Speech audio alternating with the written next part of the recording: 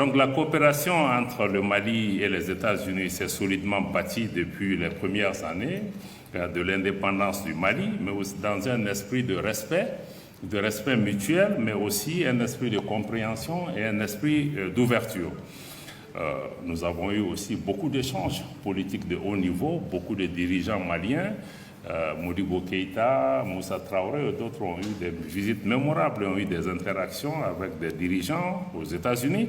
Nous sommes convaincus qu'en poursuivant, voire en renforçant nos relations dans cet esprit constructif, nous pourrons relever ensemble des défis communs auxquels nos pays font face, auxquels l'humanité elle-même fait face aujourd'hui. Le contexte tant national que régional et international commande de la part de tous, de notre point de vue, une certaine lucidité dans la lecture de la situation, en particulier de notre pays et de ce qui se passe dans notre région, d'avoir un équilibre dans les appréciations, mais aussi d'avoir une perspective historique en lisant les événements, mais surtout d'avoir une constance dans nos attitudes. Je suis heureux à cet égard de saluer l'attitude constructive de l'ambassadeur et sa contribution, votre contribution, mais aussi celle de l'ensemble de votre équipe dans des circonstances extrêmement difficiles. Vous avez essayé de naviguer pour continuer à travailler, à redynamiser de façon réaliste les liens entre nos deux pays. Le gouvernement du Mali reconnaît et salue la nouvelle orientation de l'administration américaine en ce qui concerne le contrôle accru de ce qui est convenu d'appeler l'aide publique au développement, afin qu'elle s'inscrive dans le cadre de l'appui aux efforts de l'État au bénéfice des populations défavorisées, conformément à la volonté des parties maliennes et américaines. Je n'ai pu manquer de noter à cet égard la convergence de vues aujourd'hui entre l'administration américaine et le gouvernement du Mali en ce qui concerne les risques réels posés par l'utilisation inappropriée d'une partie de l'aide publique au développement qui est devenue dans certains cas un instrument de déstabilisation de certains de nos pays. Je me félicite de ce que la coopération bilatérale soit désormais basée sur un engagement commun à nous de continuer à promouvoir la stabilité mais aussi la prospérité. Je sais que les questions économiques sont des questions très importantes pour Madame l'ambassadeur. À cet égard, je salue vos initiatives en cours, celles consistant de votre part à promouvoir les investissements et à mettre en relation les opérateurs économiques des deux pays, notamment à travers la rencontre Select USA, que je sais que beaucoup de nos compatriotes et hommes d'affaires ont participé à cet événement à Washington il y a juste quelques semaines. Justement, aujourd'hui, le Mali, l'AES, beaucoup de pays africains, nous sommes assez désabusés par rapport aux résultats qui ont pu être engrangés par rapport à ce qui est convenu d'appeler l'aide publique ou l'aide au développement. Nous pensons qu'il faut aujourd'hui regarder l'investissement. Il faut regarder les potentialités de nos pays, comment exploiter cela en allant sur d'autres types de partenariats. Parallèlement, la participation d'investisseurs américains, y compris des membres de la diaspora malienne établis aux États-Unis d'Amérique, au Forum international de la diaspora qui est prévu du 17 au 19 juillet à Bamako, contribuera au raffermissement du climat des affaires au Mali, mais aussi au renforcement des relations économiques et commerciales entre les États-Unis et le Mali. Au niveau politique, la nouvelle dynamique enclenchée à travers les visites en cours, je crois qu'on a déjà une délégation de haut niveau de la Maison-Blanche qui est parmi nous, et aussi celle à venir d'autres personnalités américaines pourrait servir de signal pour un renouveau du dialogue politique, mais un dialogue politique fondé sur le réalisme, le pragmatisme, les intérêts mutuels, mais comme vous l'avez dit aussi, une prospérité partagée. Aussi voudrais-je dire que le Mali demeure ouvert, comme son Excellence le Président de la Transition l'a indiqué, à toute forme de partenariat, de coopération avec tous les pays qui veulent le faire dans le strict respect des principes que nous avons indiqués, le respect de la souveraineté du Mali, le respect des choix souverains de notre pays et la prise en compte des intérêts vitaux de nos populations.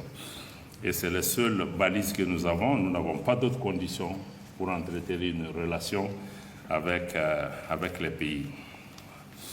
Il y a 2 jours, nous célébrions le premier anniversaire de la création de la Confédération des États du Sahel, qui aujourd'hui s'impose comme une réalité géopolitique, mais aussi qui se traduit naturellement par une reconfiguration géopolitique de l'espace ouest africain.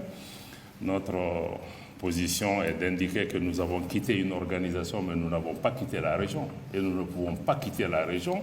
Donc cette reconfiguration nous commande de voir la région différemment et de travailler différemment à pouvoir préserver les acquis du parcours historique de nos peuples de l'indépendance jusqu'à aujourd'hui. L'AES, c'est également une volonté de nous prendre en charge et de compter sur nous-mêmes, parce que malheureusement, l'histoire est en train de démontrer qu'aucun peuple ne peut s'asseoir pour compter sur d'autres pour régler les problèmes qui nous appartiennent. Il faut que nous comptions sur nous-mêmes, mais ça ne veut pas dire que même un pays grand comme les États-Unis seul ne peut pas régler ces problèmes. Mais il faut compter d'abord sur soi-même pour pouvoir avancer. Il faut aussi mutualiser nos efforts pour pouvoir assurer la sécurité, assurer notre sécurité, mais aussi faire face au terrorisme. Parce qu'aujourd'hui, nous faisons face à un terrorisme qui est soutenu malheureusement par des sponsors étatiques étrangers.